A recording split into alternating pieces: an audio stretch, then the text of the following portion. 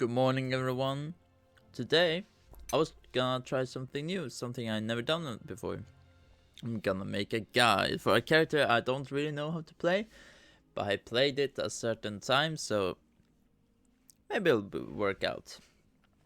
And what shall we start with? I have no clue. We'll just jump into it directly.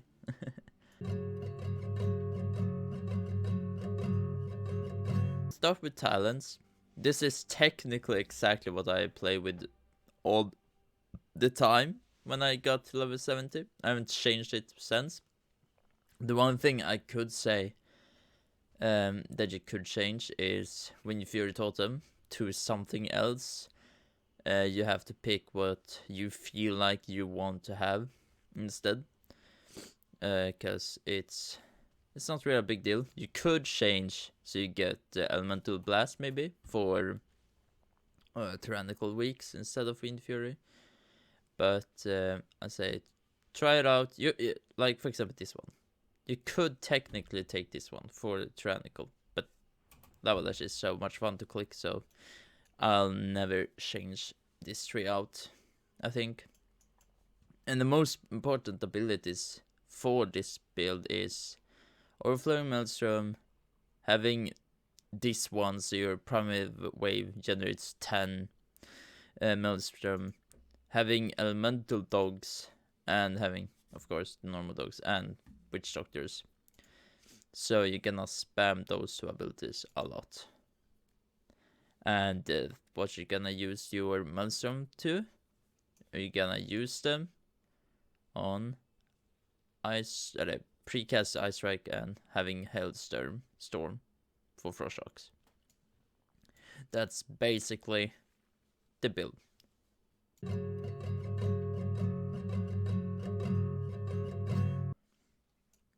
So when it comes to stats, I haven't really checked it out, but what I know from a friend is that depending on what build you're going, for example, there's a Storm Striking build, Physical build, and a Elemental build, I think. And I have only played the Elemental build where you wanna stack up on Mastery, because it increases all your elemental damage.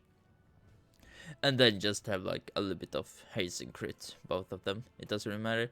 Verse might be good. I don't have any, so I don't really know. It would probably a good idea to have a little bit more verse if you go higher than, say, 16s or 20s, so you don't get one shot for everything. But yeah, haste and mastery. So master over haste and crit.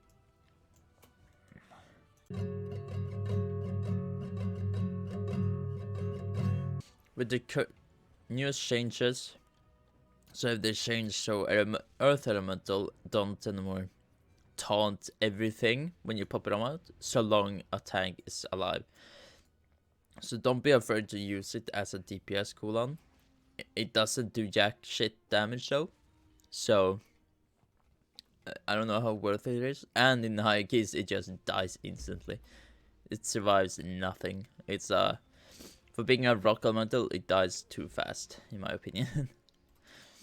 And your other defensive Astral Shift. Try to learn the dungeons so you know when the damage comes in, so you can precast it, so you don't pop it after you've taken a massive hit.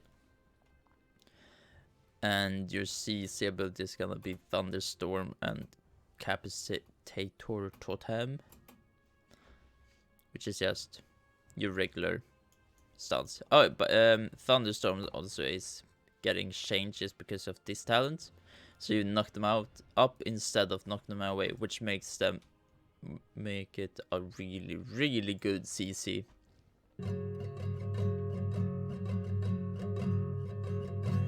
Now into a little bit of the rotation and stuff.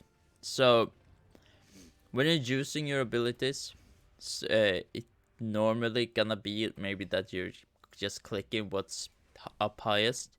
But an opener that you're always gonna do, I'm not gonna show it on this because there's so many people.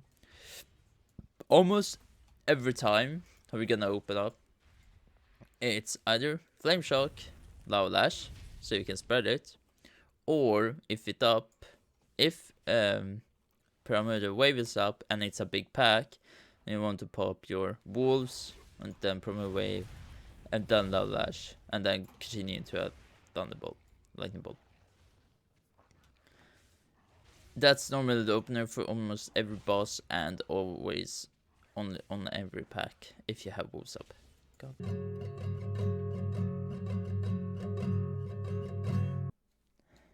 Then after that, the prioritized list is gonna be Lava Lash always is the highest, then Cracking Lightning.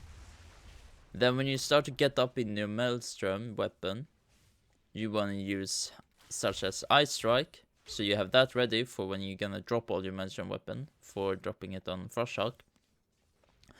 Sundering does a lot of damage if you have double lightning wolves, but I would recommend to maybe save it for certain packs, for example all the imps in Court of Stars, for just using it as a stun or an interrupt. And so yeah, Lava Lash, Cracking Lightning, Ice Strike, Storm Strike. Storm doesn't do that much damage with this build, but you want to use it for your 2 set, because it increases your next elemental ability, plus it 100% generate 1 Maelstrom. So in a big AoE, if he just weaves in the Storm Strike, you can generate so much Maelstrom between like 2 abilities. So don't think Storm Strike as a damage dealer, think it more as a build up. It does a lot of damage, but not in comparison of the other stuff.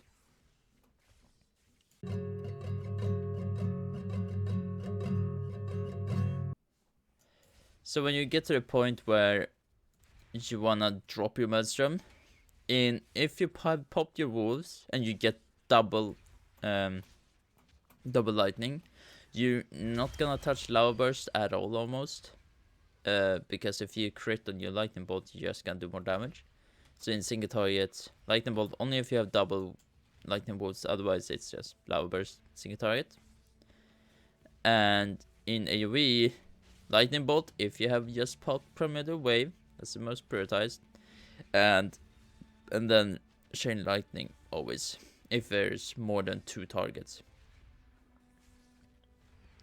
You then want to prioritize Maelstrom, getting out your Frost Shocks, then using more abilities.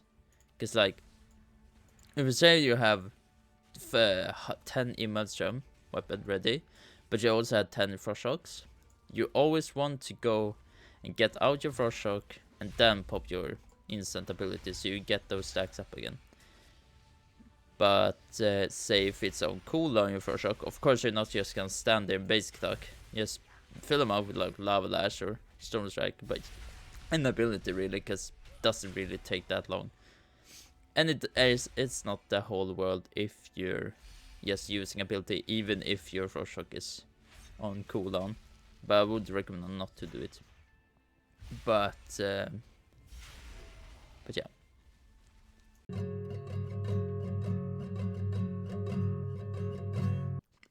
So, if you're gonna get a weak era for anything of this, I would highly recommend just get something that contracts your Perimeter Wave, First Spirits, and Flame Shock, so you have it up on them. Or if you're just comfortable having a good like add-on, like plate or something that can show you the Flame Shock stacks. If it's those runs out, your Lava Lash is not gonna get stacked and get increased damage. And also in big AoEs, it's gonna feel really weird, but in big AoEs, if you have pop your wolves and pop Perimeter Wave, where you have increased haste and have Lava Flame Shock on everything, and you get a proc which makes your Lava Lash short cooldown, you just spam that shit. Just spam Lava Lash until you get something. Get Ice Strike up again, and oh, it does so much damage. But if your haste is kind of low, you kind of need to weave, like, so you go Lava Lash, Storm Strike, then Lava Lash, and then crack Lightning, Lava Lash, so you go like up to so So you always change them. Alright. That's almost everything when it comes to rotation wise. The trinkets and stuff. Oh fuck.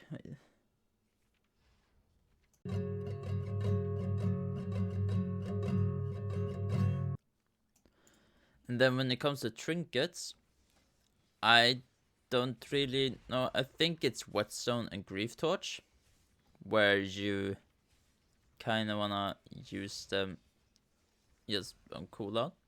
I don't really 100% know which one of those two is the best one to use all the time. Grief Torch does a lot of damage and have a chance to just reset its cooldown. So yeah, when one of your party member dies, of course. I'll have used the Algathar's puzzle box the whole time, which is a really good one. I sucked at using it, but it increases your mastery like 40%, almost 40%, 38 to be exact. So it is a really good one if you wanna see big numbers on your AoE burst for frost shock and stuff, and using Promoter Wave.